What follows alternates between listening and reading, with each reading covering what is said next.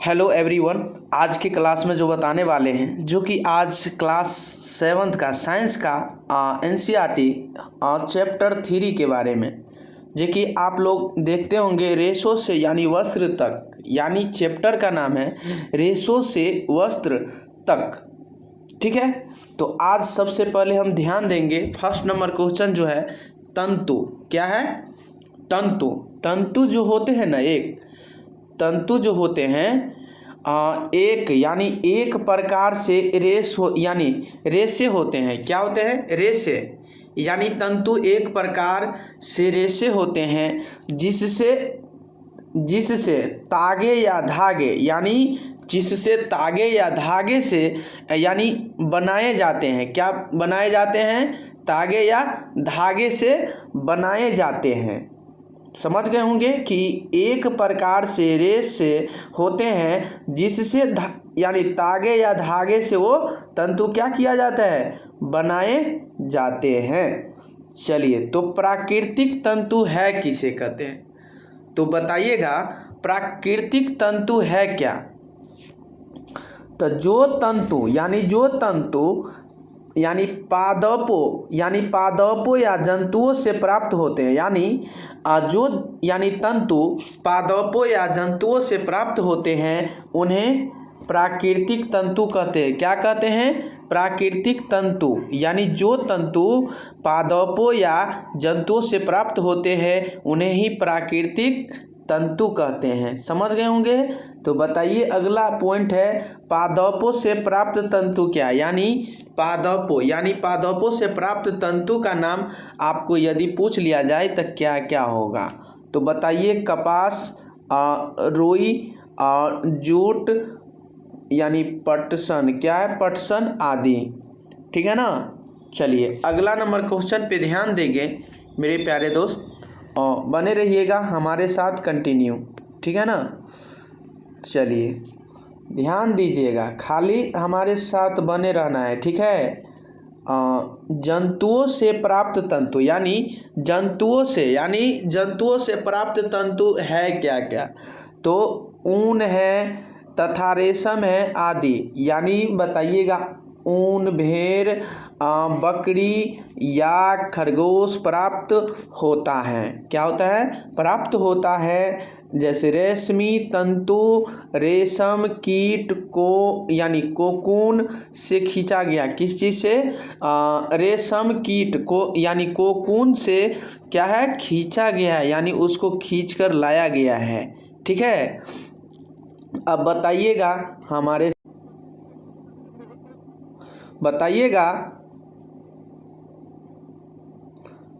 संश्लिष्ट तंतु है क्या? यानी संश्लिष्ट तंतु है क्या? तो बताइएगा रासायनिक पदार्थों द्वारा बनाए गए तंतुओं को संश्लिष्ट तंतु कहते हैं। क्या कहते हैं? संश्लिष्ट तंतु।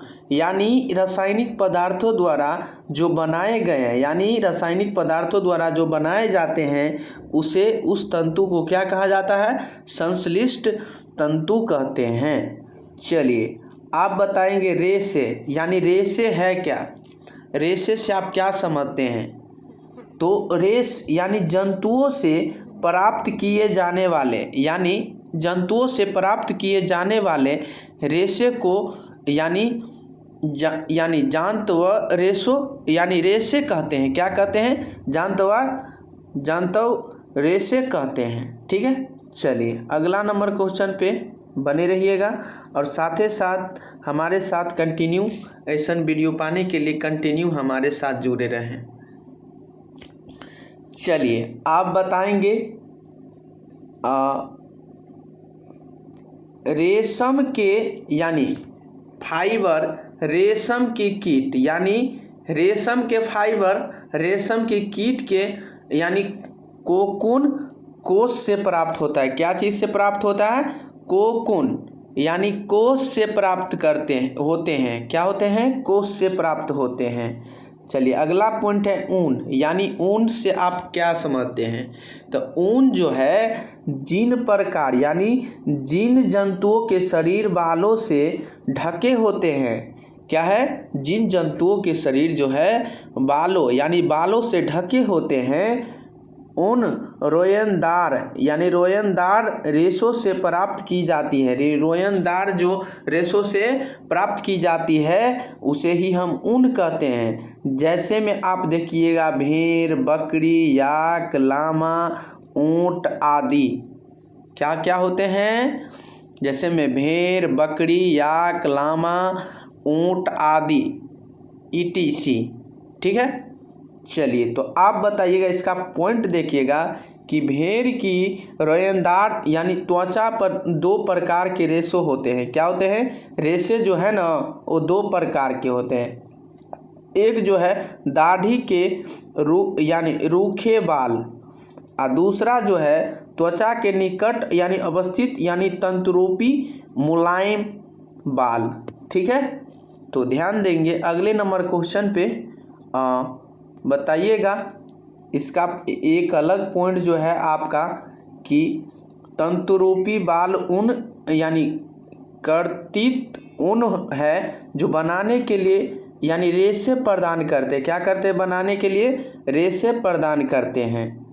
चलिए, और इसका एक और पॉइंट है, भेड़ों की कुछ नस्लों में केवल तंतुरूपी मुलायम बाल ही होते हैं। क्या होते हैं, भेड़ों की कुछ जो नस्लें जो होते हैं वो केवल तंतुरूपी मुलायम बाल ही होते हैं। ठीक है, चलिए अगला नंबर क्वेश्चन पे बताइएगा। ठीक है, वर्णनात्मक यानी वर्णनात्मक प्रजनन यानी वर्णनात्मक प्रजनन है क्या, तो बताइएगा है क्या।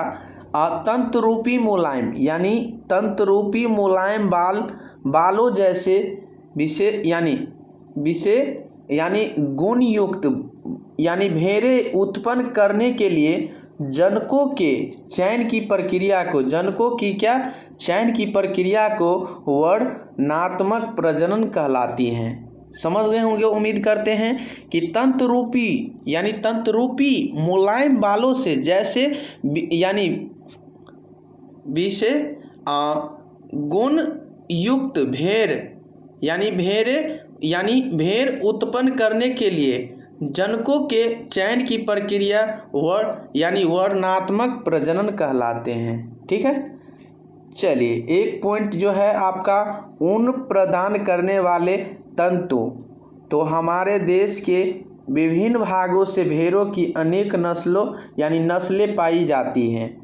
इसका पॉइंट याक की ऊन जो तिब्बत और यानी लद्दाख में प्रचलित है। चलिए अगला पॉइंट, अंगोरा बकरी से जम्मू एवं कश्मीर के पहाड़ी क्षेत्रों में पाई जाती है। अगला पॉइंट है, ऊंट के शरीर के बालों का उपयोग भी ऊन के रूप में किया जाता है। बताइएगा, फिर इसका पॉइंट देखिएगा मेरे प्यारे दोस्त सरभार और बंधु। इसका पॉइंट रहा, फिर से ध्यान दीजिएगा, इसका पॉइंट है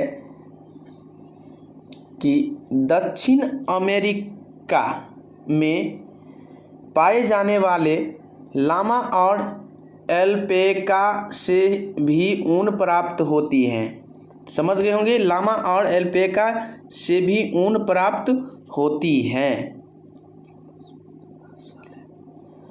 यानी बताइएगा इसका पॉइंट यानी पश्मीना साले यानी कश्मीरी बकरी की त्वचा के निकट मुलायम बाल फर होते हैं। क्या होते हैं, फर होते हैं, और इन से बेहतरीन साले बनाई जाती हैं जिन्हें पश्मीना साले कहा जाता है। जिन्हें क्या कहलाते हैं, पश्मीना साले कहते हैं।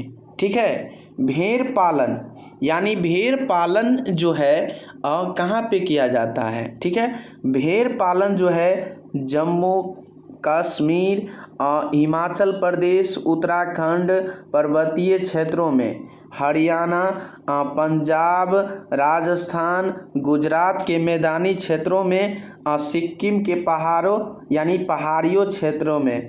ठीक है, कहाँ कहाँ पे भेड़ पालन मतलब किया जाता है, यानी जम्मू कश्मीर, हिमाचल प्रदेश, उत्तराखंड पर्वतीय क्षेत्रों में, हरियाणा, पंजाब, राजस्थान, गुजरात के मैदानी क्षेत्र में यानी क्षेत्रों में, सिक्किम के पहाड़ी क्षेत्रों में। समझ गए होंगे उम्मीद करते हैं। चलिए बताते हैं अगला पॉइंट।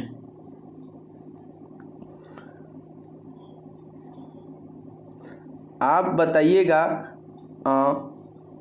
ध्यान देंगे कि ऊन की कटाई यानी ऊन की जो कटाई हुई किस चीज़ से कटाई हुई, तो भेड़ के बालों को यानी त्वचा को पतली परत के साथ यानी त्वचा के पतली परत के साथ शरीर से उतार लिया जाता है। क्या किया जाता है? शरीर से उतार लिया जाता है, यानी भेड़ के बालों को यानी त्वचा को पतली परत के साथ शरीर से उतार लिया जाता है। उन्हें ही ऊन की कटाई कहते हैं। यानी कटाई मतलब यानी काट लिया जाता है।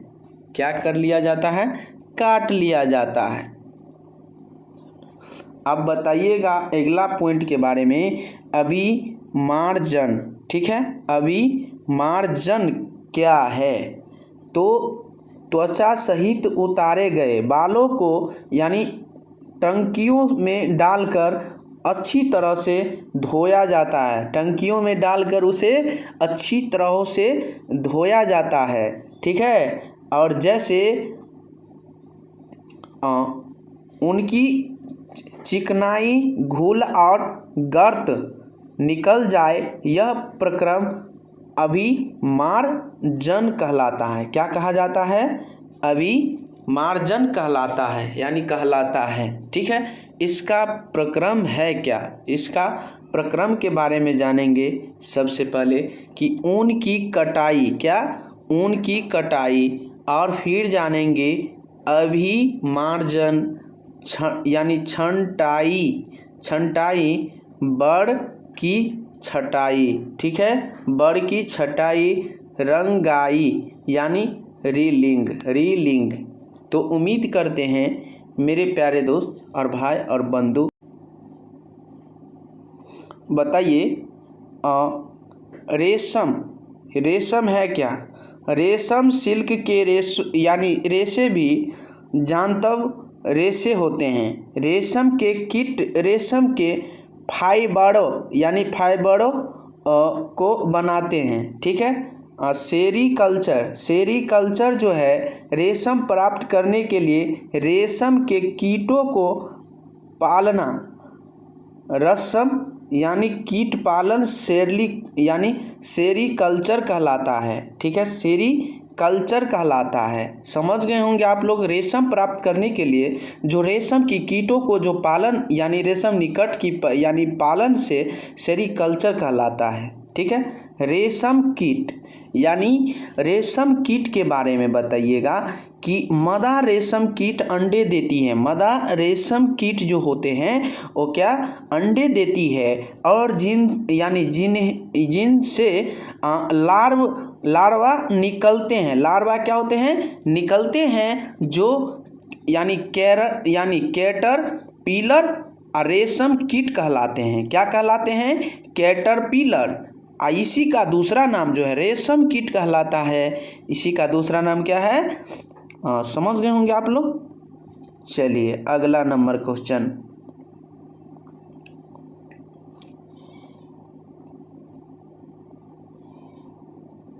प्यूपा। ठीक है, यानी प्यूपा है क्या? तो कुछ कायांतरण करने वाले कुछ कीटों के जीवन चक्र की एक अवस्था का नाम है। यह कायांतर के दौरान होने वाली 4 अवस्था में से एक अवस्था को चुने।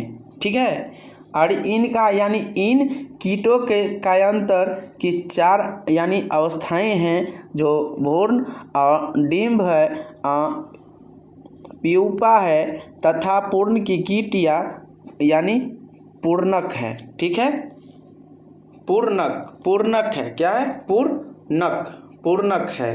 तो मेरे प्यारे दोस्त और भाई बंधु, उम्मीद करते हैं आप लोग बहुत आसान तरीक़ा से आज समझ गए होंगे। तो चलिए आज की क्लास में इतना ही। तब तक के लिए बने रहें, इससे अगले वीडियो में फिर मिलेंगे। आज के लिए इतना ही, इससे अगले वीडियो में फिर मिलेंगे। और साथ ही साथ ऐसा वीडियो पाने के लिए हमारे साथ कंटिन्यू जुड़े रहें। इससे अगले वीडियो में फिर मिलेंगे। आज के लिए इतना है, तब तक के लिए बने रहें।